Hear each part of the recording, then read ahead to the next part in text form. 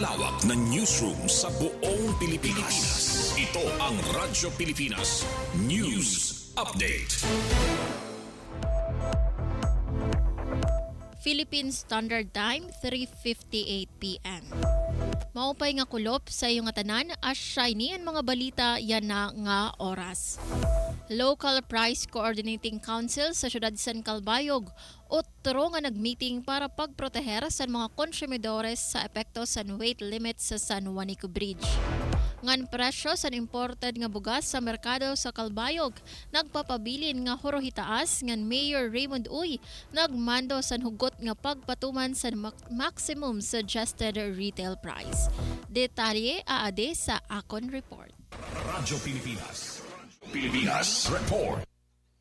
Sa pagproteher sa mga konsumidores kasumpay sa epekto sa tulo ka tonelada nga weight limit sa San Juanico Bridge, ginpamunuan kakulop ni Mayor Raymond Uy ang meeting sa Local Price Coordinating Council nga ginatenderan sa DTI Samar, mga opisina sa syudad, sektor sa negosyo nga iba pa nga importante nga stakeholders. Katuyuanan sa meeting nga hisgutan ang epekto sa weight restriction sa transportasyon sa mga produkto, partikular ang matikang sa Leyte.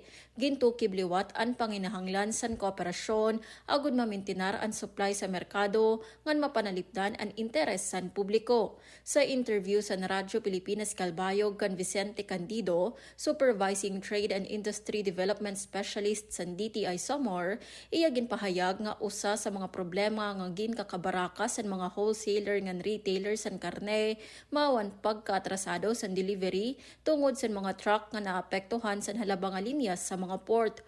Como solusyon na pagharampangan ang pag-request sa Philippine Port Authority o shipping lines nga hatagan prioridad ang mga truck nga nagdadara sa essential commodities. Gindiskusyon gihapon ang plano nga pag-alsa sa truck ban sa syudad base makaghatag lugway sa mga truck nga nasulod nga nagawas. Lakip pa ang mahugot nga pagpapatuman sa price tag law nga ginkikita nga importante yana nga panahon. Samtang, nagpapabilin ang horohitaas nga presyo sa bugas sa merkado sa syudad San Calbayog nga naabot sa 45 pesos kutob 62 pesos kada kilo para sa lokal nga imported nga bugas. Mahitungod sini, nagpagawa si Mayor Raymond Uy San Mando sa City Economic Investment and Promotions Office ngan Business Permits and Licensing Office nga hugot nga ipatuman ang maximum suggested retail price o MSRP para sa imported nga bugas 5% broken sa mga pampubliko ngan pribado nga merkado.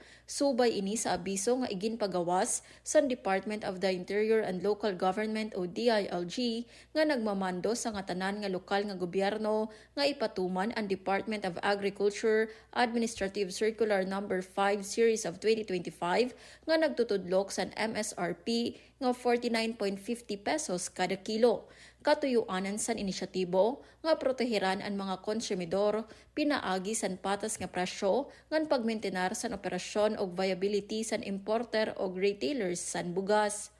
Para sa Bagong Pilipinas, Suzette Pretencio, Radyo Pilipinas, Radyo Publiko, Calbayog. Asya doon kabugusan sa mga balita yan na nga oras. Padayon kamo pamati sa DYOG Radyo Pilipinas sa Radyo Publiko Calbayog para sa mga news updates. Ini si Suzette Pretencio para sa Radyo Pilipinas, Radyo Publiko. Mula sa